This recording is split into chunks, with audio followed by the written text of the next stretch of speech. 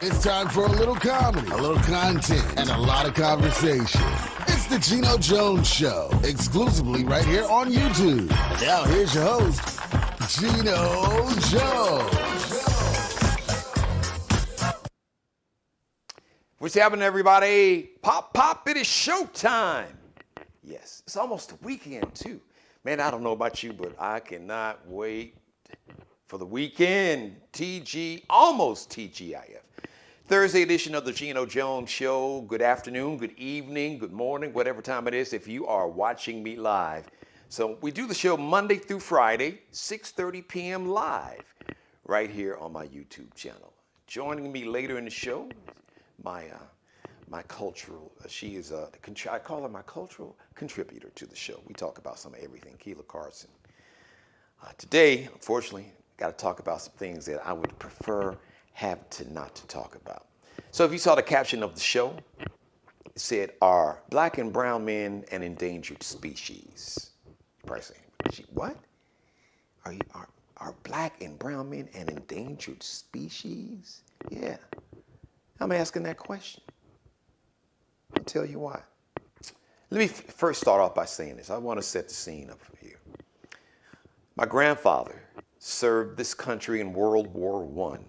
My late father-in-law served in the Korean War. I had an uncle who served in the Army. I believe he was in World War II.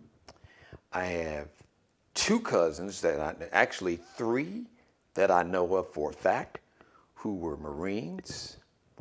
So I tell that story to say that even though I've never served a second in the military, I understand up close and personal from many conversations with family members who have served in the military. And I have the utmost respect for any person that serves their country. I salute your service and your sacrifice. I respect it, I appreciate it, and I honor it.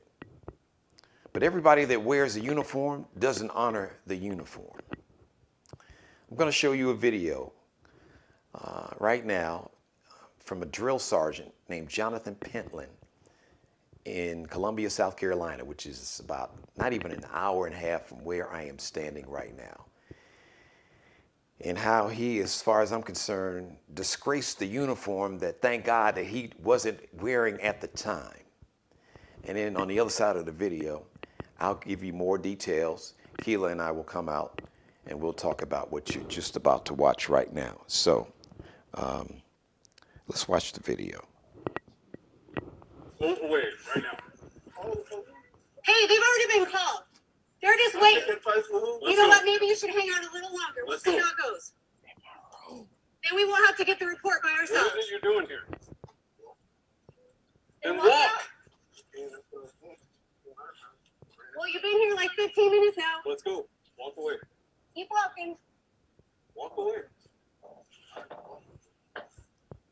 Walk away right now. You need help? I'm happy to help you. I didn't hit you. There's a difference between Pretty sure you were the aggressor, buddy. You're aggressing on the neighborhood. Someone came running. Walk back. You better walk away. You walk away. You're talking to my wife right now. That's your wife? Walk away. Walk away. Check it out. You can walk away or I'm going to carry your ass out of here. What do you want to do? Better not touch me. Or what? What are you going to do? Walk with me. Let's go. Walk away. I didn't do anything. I'm about to do something to you. You better start walking. You better start walking right now. You come after me like that? I ain't coming after you. You're in the wrong neighborhood, motherfucker. Get out. Get out. Where? Where's your house? What's your address? Maybe we should walk you home. Oh, you bet. You want to bet what I can do? I live here. Okay, Right now, you're harassing the neighborhood. I'm not harassing you. I'm walking the neighborhood. Where? But check it out. We are a tight-knit community. We take care of each other. Hell of a lot longer than your ass, because I have never seen you before in my life. That's Why not does your that even business. matter to you? It doesn't matter. You know what? Get the hell out of my face. Get out of my face. You walked up to me. Check it out, motherfucker. I ain't playing with you. You either get your ass moving or I'm going to move you. It's not true. You want to bet? I'm about to show you what I can do. You better walk away. Walk away. Walk away. I'm walking. Keep following me, sir. There's only one way out of here. And it's right over there. Multiple ways out of here, sir. You want to bet? Walk away. Okay, so let's come back on camera. I want to bring on camera with me Miss Kelia Karson. Kelia, welcome to the show, my friend. So, Speech front verba. Let me make sure that's all gone. Yeah, okay, there we go. Let me first welcome you. Thank you for joining me. Let me finish this monologue. So the man, the bully, I'm just gonna tell it like it is, okay? Because that's what I do here. The bully that you saw on the right with the red shirt is Army Drill Sergeant Jonathan Pentland. He was a drill sergeant at Fort Jackson in Columbia, South Carolina, which is, like I said, not even an hour and a half, just north of where I'm standing right now. Right. Jonathan Pentland disgraced the uniform that he wears on Fort Jackson. He disgraced all the men and women in all the branches of the military. And he disgraced the men and women that gave their life for this country while wearing that uniform. And the uniform that Jonathan Pentland, Army Drill Sergeant, wears. Now let me give you some more context. South Carolina is one of these dangerous states when it comes to carrying guns. It is what they call a stand your ground state law, stand your ground law state. Where did we hear that from, Geno? Well, Trayvon Martin in Florida, because Florida, stand your ground. That was the defense that George Zimmerman used when he murdered Trayvon Martin and got off. So South Carolina has a stand your ground law on the books, it's been on the books. That means if I feel that my life is in imminent danger, if I feel threatened, I have a legal right. It is codified in law. I am legally justified to use anything up to and including lethal force if I perceive that my life is in danger. So Jonathan Pentland was not just arrogant and narcissistic and a bully picking on somebody that looked like he was probably, 75, 80 pounds or more, less, lighter, and much shorter. He had so much privilege that he felt that he could just walk up to just a random black kid just walking through his neighborhood, that he could threaten him on video camera. He could threaten him on tape. Oh, MFer. I'm gonna do something to you. And he wasn't afraid that this kid, we call him DeAndre could have had a gun and blew his brains out and would have had a hell of an argument. Self-defense. Here's the video. You saw this man threaten me. So the reason I titled today's show, Are Black and Brown Men an Endangered Species? Because it's just been exhausting. So we saw a video over the weekend from an incident way back in December of 2020 of, speaking of the military, a Lieutenant Caron Nazario. Now, Lieutenant Nazario was in uniform in a little small town called Windsor, Virginia. There's a major military base in that part of the country. I can't think of the name of it. Apparently, he was on his way home from his military base. He was in uniform in a brand new Tahoe truck, black truck. Had his temporary tag in the window because when you buy a brand new car, you can't get your regular tags because they have to order them. So the dealership gives you temporary tags that he had in the window. Now you've probably seen this video. So he was on a little small rural country dark road with no lights.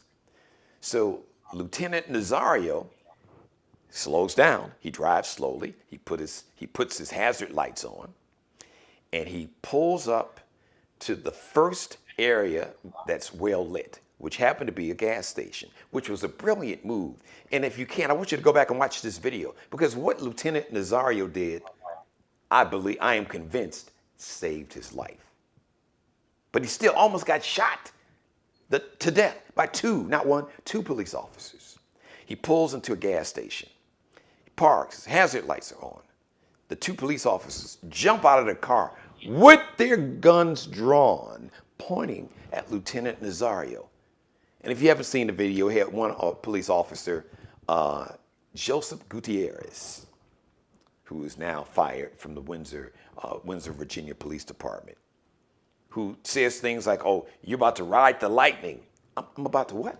I'm about to ride the lightning? Am I going to be, executed? What, are you going to send me to the electric chair? So he's getting conflicting commands. Put your hands outside of the window so we can see him. Yeah. Get out of the car. Take off your seatbelt. Keep your hands where we can see him. Well, damn, make up my mind. What am I doing here? Am I keeping my hands out the window? But if I got to get out of the car, I got to use one hand to take off the seatbelt and open the door. To Lieutenant Nazario's credit, he said, "I am not getting out of this truck." As a matter of fact, he said on camera, and you can see it, he said, "I am afraid to get out of the truck." And the officer, quote unquote, I use that term loosely, who was fired said, "You should be scared." You should be scared? Your job is to serve and protect the public.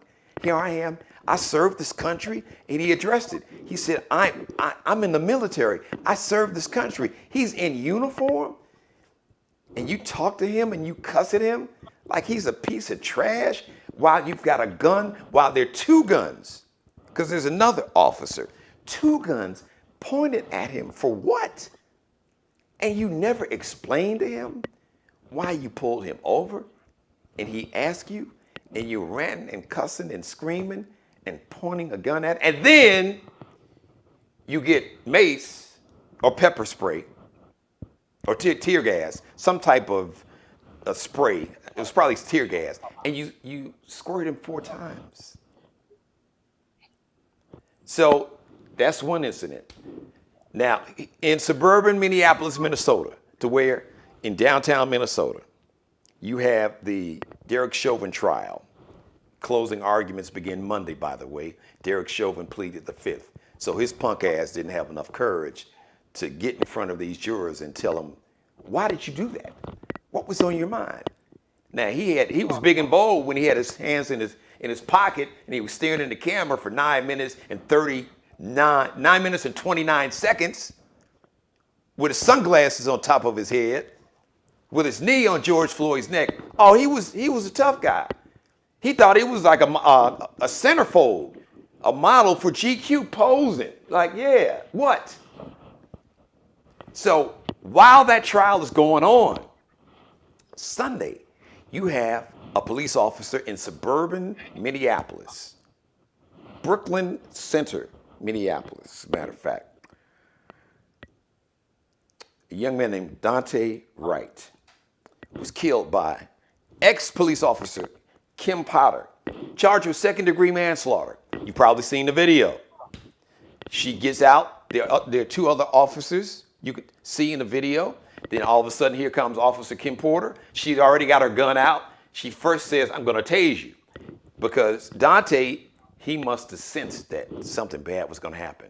He jumps back in his car. Now, they pull him over because he had air freshener that was dangling in front of his inside rear view mirror. And then apparently he supposedly had some type of misdemeanor warrant. Dante tries to jump back in his car. He jumps back in his car. So the former officer, Miss Potter, says, "I'll tase you." Then, when she's saying that, this is her gun in front of her hands. She can see the gun. She's holding it, pointing it at Dante in front of her. Then she yells, "Taser, taser, taser," 3 times while she is holding and pointing the gun. And then she shoots, and then she says, after she shoots him fatally in his chest, "Oh shit, I just shot him." then the former police chief, who was also fired, comes on camera and says, well, because, you could hear in her voice and she just made a mistake. She thought the gun was a taser. This woman has been on that police force, was on that police force for 26 years. After the Oscar Grant, that's his name, after the Oscar Grant murder, basically all police departments came up with a policy. Taser on one side, gun on the other side. Whatever your dominant hand, your strong hand, your firearm on that side. Taser on the other side. When you're grabbing your taser, it's cross-body action like that. She's a 26-year veteran. As a matter of fact, during this whole police stop, there are like new officers, fresh, new to the police force. She is supposedly training these new police officers in the field in terms of how to do police work. So you are a training officer, 26 years on the force, and I'm supposed to believe that you don't know the difference in terms of the weight and a taser, bright yellow, and your gun is black and much heavier than a taser. I'm supposed to believe when you were holding it in your hand before you even said taser, taser, taser, and I was supposed to believe that you didn't know. Then unfortunately today, a video was released in Chicago. 13-year-old Adam Toledo. He's running down an alley, him and some other guy. Guess the kid looks like I guess he had a gun and he threw it inside this yard. So the police is like, all right, MF, stop. The kid turns around. Look at me. The kid turns around like this, while his hands, it's like this. 13 years old, he's shot and killed. Are black and brown men an endangered species? You damn right they are. Keith, thank you for indulging me, and thank you for the patience with that monologue. Yeah, I'm passionate about it because that could be me. That could be my nephew. That could be anybody that I know, a high school buddy, a college buddy. Wait a minute, it could be you, Keith. Talk to Breonna Taylor's mother. She was shot and she was sleeping inside her house in her bed. And Sandra Bland, who's from Chicago, in Houston, in Texas, a traffic stop. Yeah, and there are others. So, Key, let's get your take on everything. I mean, well, listen, you know what? I hate to say it like this, but I'm just gonna say it. I am fortunate that my only child is a black woman. But she's not safe. That's the sad reality. She's not safe. She's safer than if I had a young black son. Yeah, woman. I understand what you're saying. Yeah. And that is terrible. And that goes to or speaks to the trauma. And I don't think people are Caucasians are recognizing that is what is really going on when we have shows like yours with this topic and the barrage of social media posts and sharing of the clips that you opened the show with. It's the trauma. We're trying to tell you that, no, we're not just mad about this, which we are, because these are, in most cases, illegal incidents that are taking place or that need to be proven in court. And we hope that they are found to be illegal. But it's also, we're traumatized. Yes. It is not normal to say, I mean, unless you have some gender preference, that I'm glad I don't have a young son. It is not normal to fear when your children go out. It's okay to be worried. Yes, good point. But it's getting to the point where parents are like, hey, we got a basement, bring your friends over here. No sitting in the car. I was on a call last night with New Prospect Missionary Baptist Church, which is here in Metro Detroit, in Warren, I believe. And I was online, trying to get my Bible study. But the pastor of the church, he spent most of the time just praying over the young Black men and the men that of the congregation. He said, just type in the name and let me pray. Let's just do a overall prayer for everybody. Type in your uncle's name, your daddy's name, your brother's name, your cousin, your friends, whatever, your husbands, so I can pray over their lives. And I mean, women with their husband. Oh, honey, I'm just going to the store for a bag of chips. And you wonder if he's coming back. Not because his license is dirty, not because he's got a warrant out for his arrest, not because he has is a drug dealer, not because he is beating on you and the neighbor has called the police, but mere for the fact that he is Black. That is trauma. Yeah. It's trauma. So we're dealing with the traumatization of what is going on with regard to the treatment of white people against Black people. That incident that we just watched with Pentland, Jonathan Pentland in South Carolina, he was being a bully. This is an individual who is trained by the United States of America military. Okay, one of the most the most powerful military in the history of this planet. Let's tell it like it is. These individuals are trained for discipline. Actually, well, let me say this, Key. Because if you talked, a lot of times that people in the military would be uncomfortable with saying this on camera. But if you could talk to them off the record, they would tell you they're not trained for military. They're trained to kill. Well, okay. Well, no, just for context. Police officers are trained to shoot to kill. Yeah. I am aware of what you're talking about because you have a split second to make a decision when you're in the military and you're at war and, you don't have any time for the riffraff. You got to shoot to kill because that is the enemy. If you're in combat. Right. Yeah.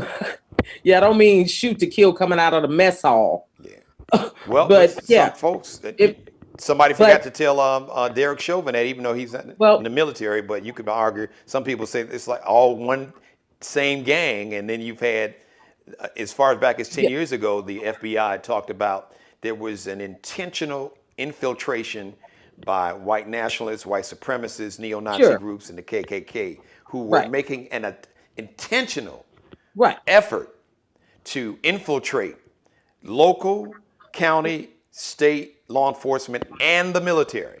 Right.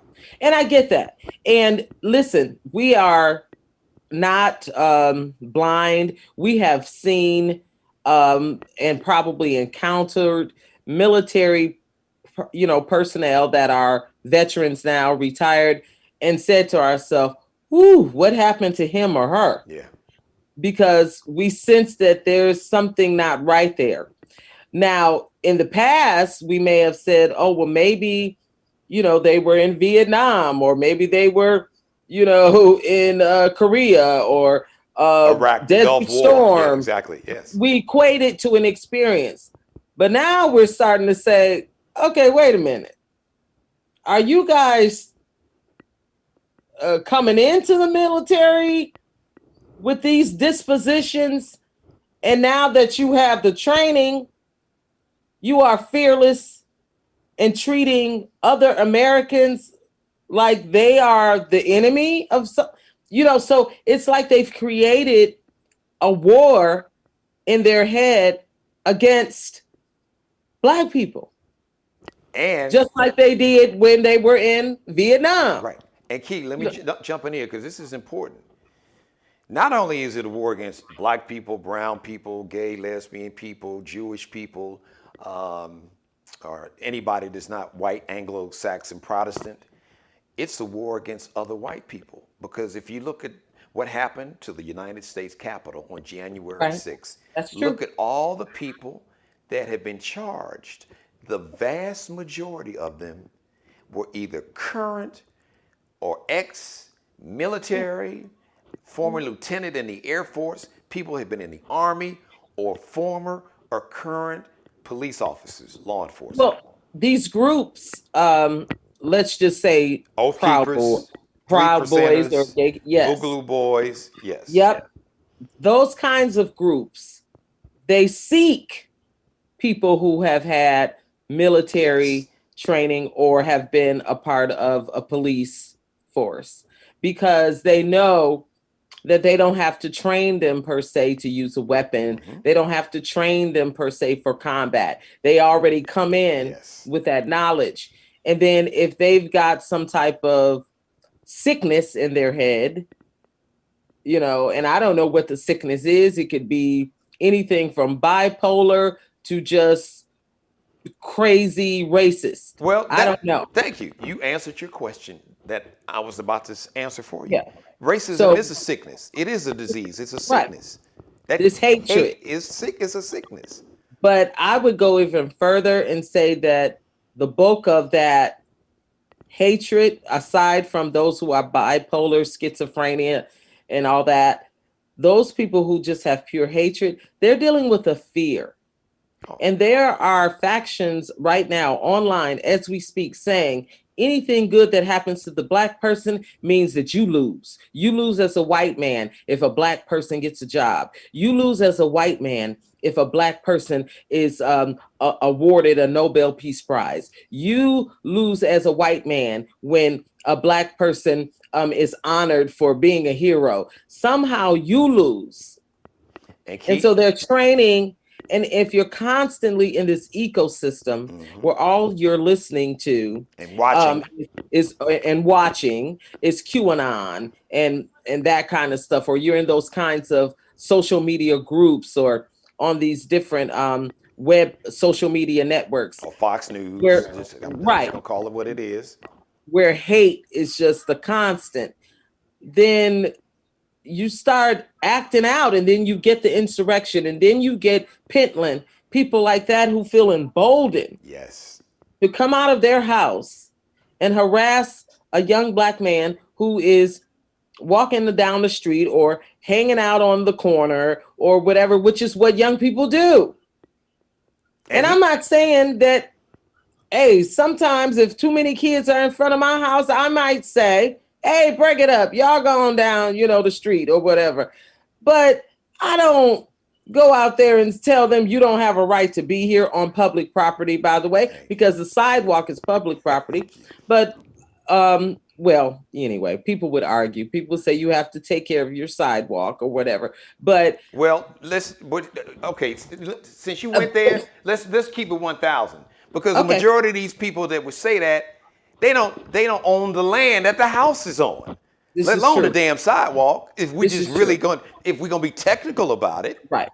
But to get out of the petty zone, I mean, when did it become wrong to walk outside? When did it become wrong to go around your neighborhood and take a walk?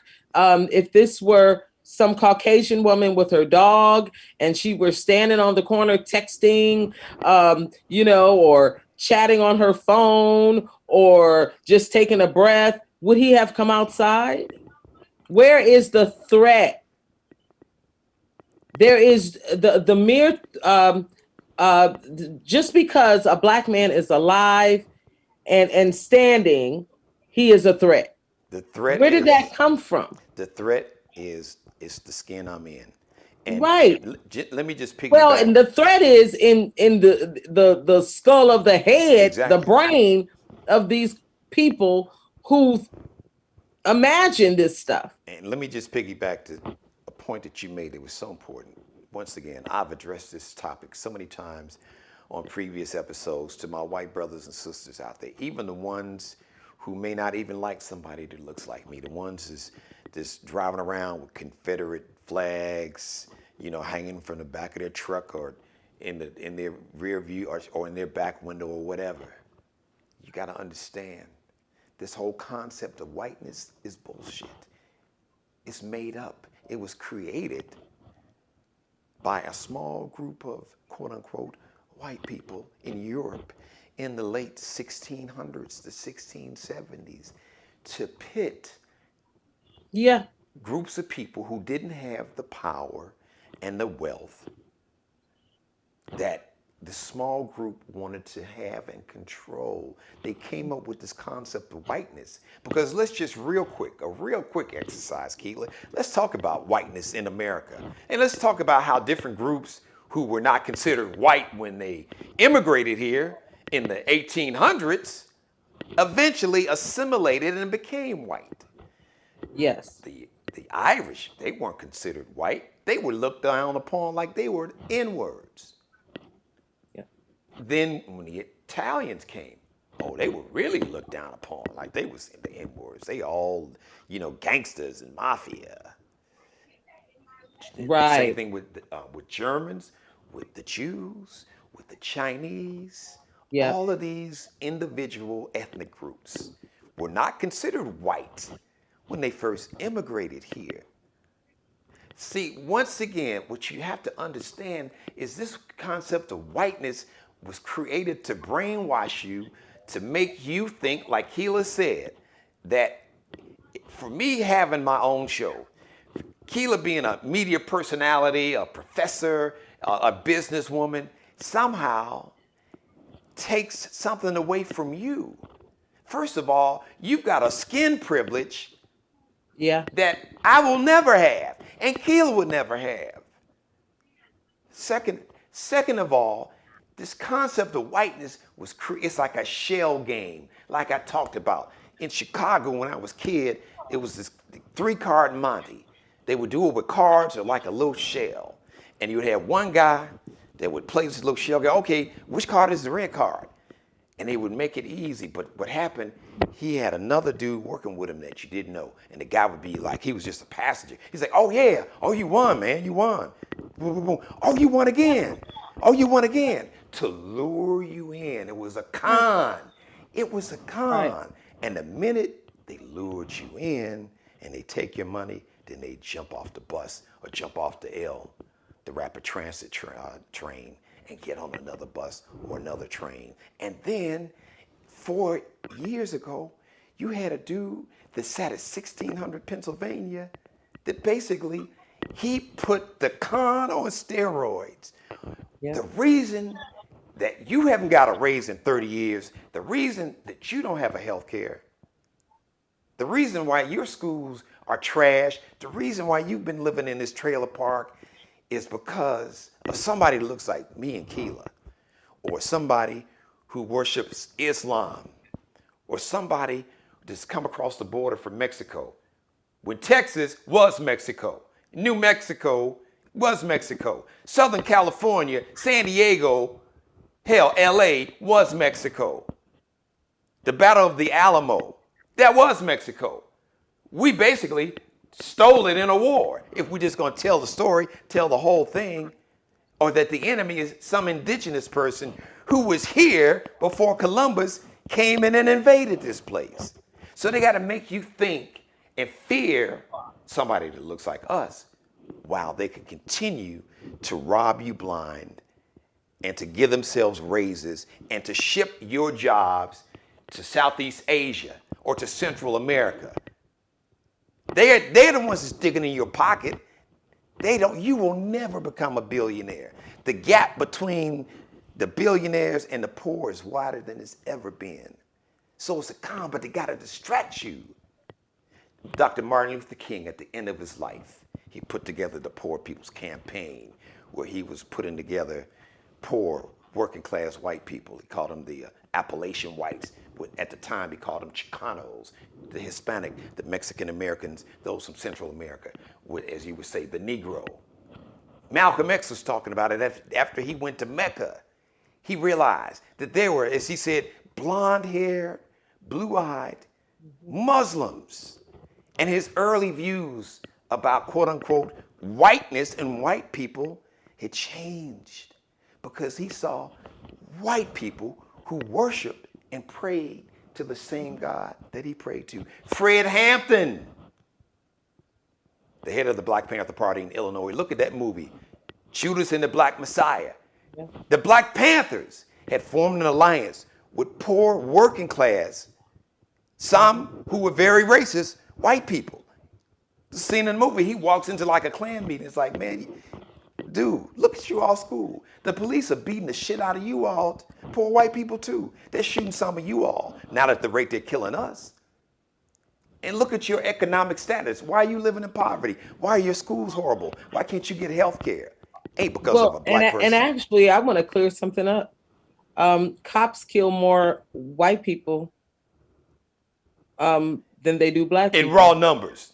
In raw numbers. But my point is, if you look at it on the surface, if you are white, you would join the party. Right. And let's put this in full context, Kelia, what you said. In terms of actual numbers, you have more whites that are killed than blacks. However, the percentage is like, for every one white person that's shot and killed by a cop, 3 black people are killed. So we are killed at a disproportionately higher rate than the white people. Based on the number of us. The population, yes. Yes. Right. Exactly. Yes. So we got to be clear. Yeah, right. But my point is, because I don't want to get in the weeds on that issue. The issue is cops are killing white people too. Where you at, white people? Right.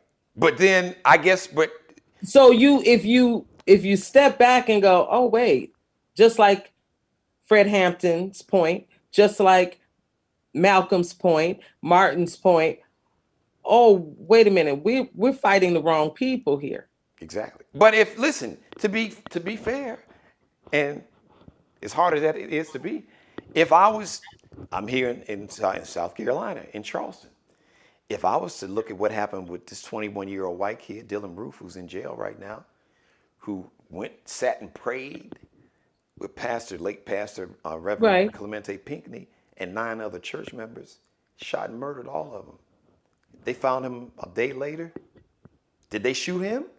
He had the gun right there next to him on the seat of the car. Right, but that's not the point I'm trying to make. No. I get you, but people need to unify because. Oh yeah, absolutely. The common problem exists.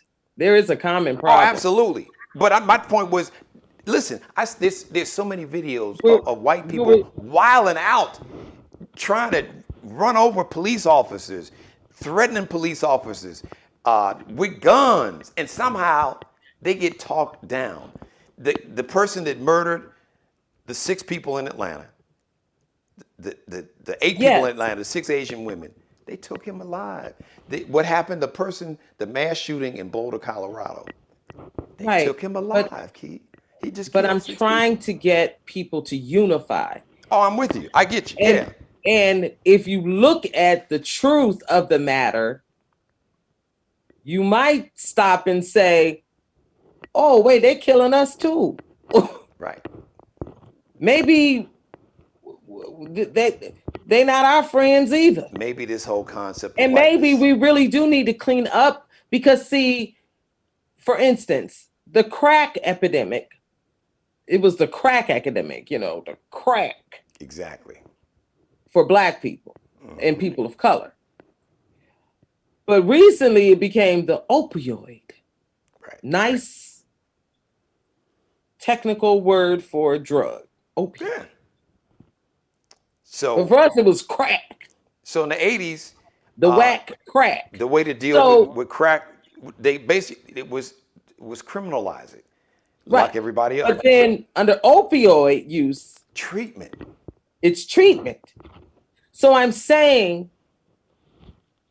if white people start looking at things like that and go, you know, Arsenio's things that make you go, maybe they're making some points here. And maybe we all need to rage against the machine and stop fighting each other down here in the bottom of the barrel and start helping each other out of this barrel. And we all go together and make some changes and find out what's really going on. And I am just saying the only way to unify is for people to see that we're all suffering the same thing. But we're all suffering the same stuff. It just doesn't look like it because you don't want to see it. And the brainwashing, though, is so powerful, Key. It and is. And then some of us are not suffering quite as much because some of us can live right next door to you or me, have the exact same house.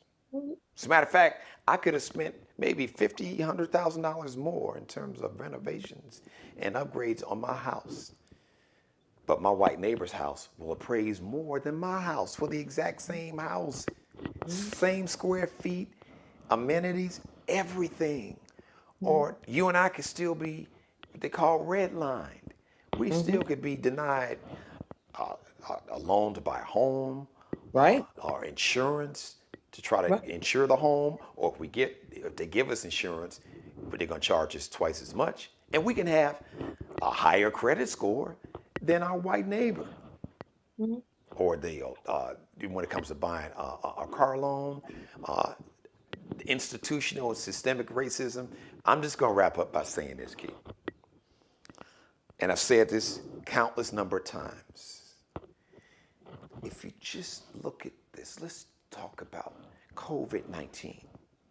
Nearly 600,000 Americans have died already. Now, a disproportionately higher number based on the percentage of black people in America. We make up roughly, say, somewhere 14, 15%. That's really undercounted because we always undercounted in the census. It's probably, but that's irrelevant. The one thing about COVID-19, your privilege, your power, your zip code, your net worth, your prestige, your title, your membership to a private club. It doesn't care if you got a private membership, got a membership at the Masters Golf Club. It doesn't care if you got a membership down in Mar-a-Lago. It didn't care about if you were CEO, COO, CFO. It does not give a damn. This virus will infect any human host. So, what am I saying, Key? Is that this virus, something that's microscopic that you can't see, that could take your ass out of here like this, is trying to tell you that you are all part of the human race. This concept of whiteness is a con and it's bullshit. And me, the coronavirus, this whiteness, it don't stop me. It don't protect you. Anybody can be infected and anybody can die. And people of all ethnicities, all pigmentation shades have died around this planet. So we need to learn something. That's the point that Kelia was making. We're really all part of the human race. But this concept of whiteness this whiteness is a powerful drug, Key.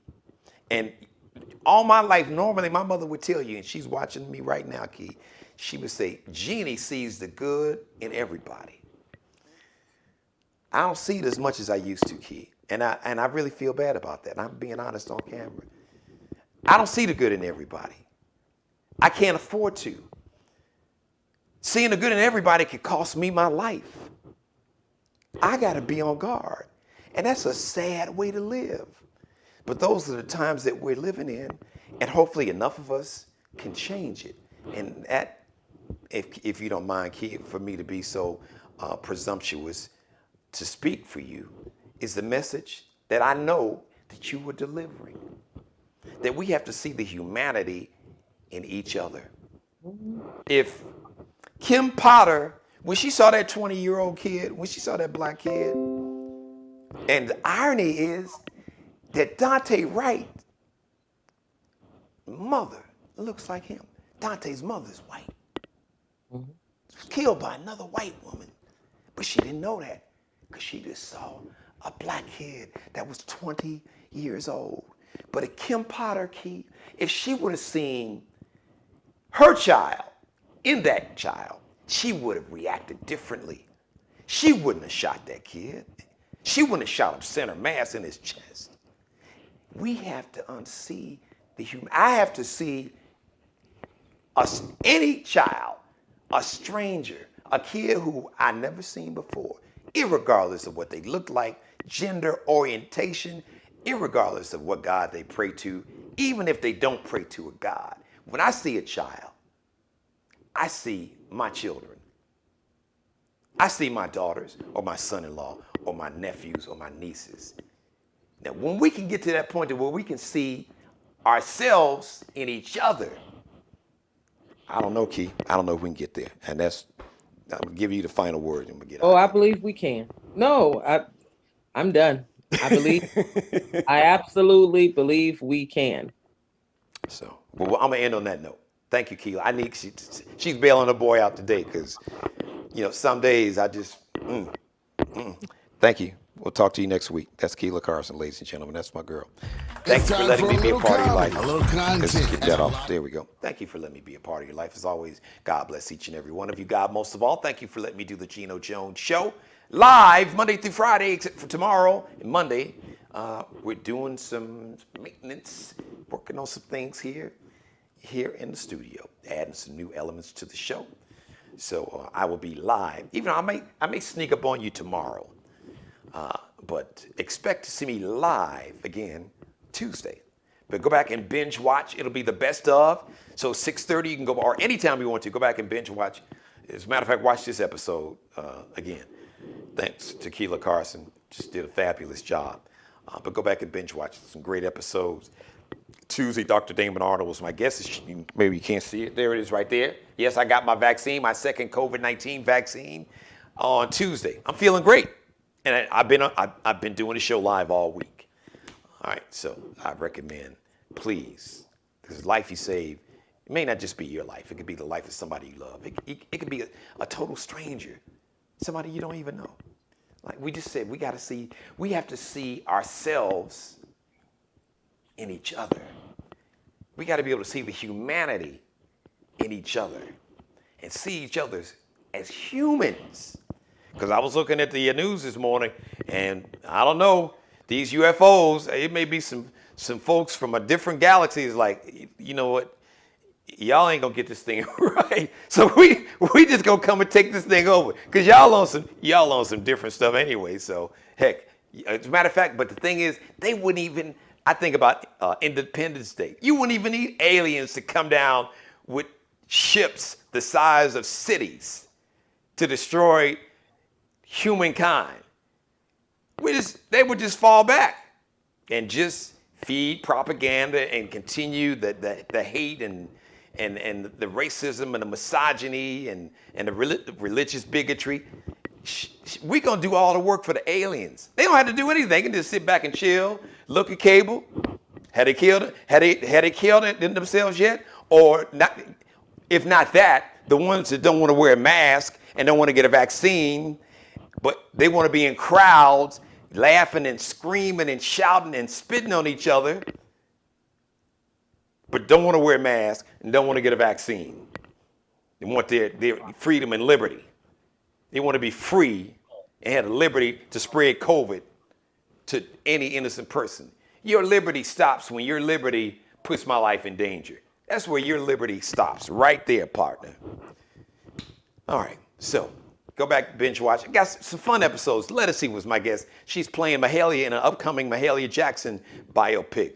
I had Jimmy Jam and Terry Lewis. They got a brand new album coming out soon. They talk all about that. Some great stories from when they were in the time and when Prince When Prince wasn't happy about them outdoing him on stage with a live show, and the next night they may not have a keyboard, or they may not have power, or they might be missing monitors. So some great stories. Chris Jasper from the Isley Brothers, Reggie Calloway from Midnight Star, Larry Dotson, former lead singer of the Barcades, Dr. Damon Arnold, Tuesday, who is one of the top infectious disease and public health experts, tells us why we need to get the COVID-19 vaccine.